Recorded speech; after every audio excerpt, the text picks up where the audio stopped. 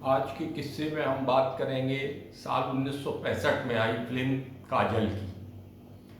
काजल film में main lead में थे राजकुमार, मीना कुमारी और तब नए नवेले आए धर्मेंद्र। जब फिल्म की शूटिंग शुरू हुई तो राजकुमार साहब और धर्मेंद्र के बीच कुछ कहासुनी हो गई।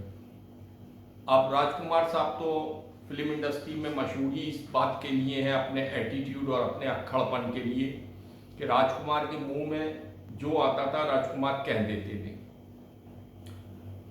और जाने कितने ऐसे एक्टर हैं जो राजकुमार के बड़बोलेपन और उनके अक्खड़ मिजाज का शिकार हुए हैं। ऐसे ही धर्मेंद्र भी जब नए नवेले आए थे तो वो राजकुमार के अक्खड़पन का शिकार हो गए थे। जब काजल फिल्म की शूटिंग के सेट पर राजकुमार और धर्मेंद्र थे और इसके डायरेक्टर थे राम माहेश्वरी, तब राजकुमार जो है वो धर्मेंद्र को देखकर तंज कसने लगे कि अरे इस फिल्म में एक्टर चाहिए था या कि पहलवान चाहिए था। इस तरीके के तंज वो जो थे उन्होंने धर्मेंद्र के ऊपर कसे। शुरू में तो धर्मेंद्र ने इस चीज़ को इग्नोर किया क्योंकि राजकुमार उनसे काफ़ी सीनियर थे और एक एस्टेब्लिश एक्टर थे, लेकिन राजकुमार अपनी आदत से बाज नहीं आए।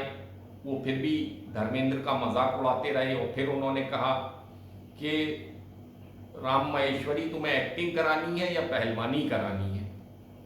अब जब 2-3 बार उन्होंने कहा तो जाट खोपड़ी धर्मेंद्र अपना आपा खो बैठे और तमतमाते हुए उन्होंने राजकुमार का कॉलर पकड़ लिया और बोले क्या यहीं पर तुम्हें पहलवानी दिखाऊं। तो तभी जो फिल्म के डायरेक्टर थे वो राम माहेश्वरी बीच में आ गए और जो गुत्थम गुत्था उन दोनों के बीच होने वाली थी उसको वहीं पे उन्होंने रोक लिया, उन दोनों को अलग कर दिया। अब जब ये वाकया हो गया तो राजकुमार फिल्म की शूटिंग छोड़कर चले गए। अब राजकुमार ने फिल्म डायरेक्टर से कहा कि अब जब तक जो है धर्मेंद्र मुझसे माफ़ी नहीं मांगेगा मैं फिल्म की शूटिंग नहीं शुरू करूँगा। अब जब खोपड़ी धर्मेंद्र भी अड़ गए कि मैं नहीं माफ़ी मांगूंगा। फिर इस पूरे मामले के बीच में आई फिल्म की हीरोइन मीना कुमारी। मीना कुमारी ने धर्मेंद्र को समझाया कि देखो धर्म, तुम अभी फिल्म इंडस्ट्री में नए हो और तुम्हें अभी फिल्मों की ज़रूरत है और राजकुमार तुमसे सीनियर भी हैं, बड़े भी हैं, तो इस नाते तुम्हें उनसे माफ़ी मांग लेनी चाहिए।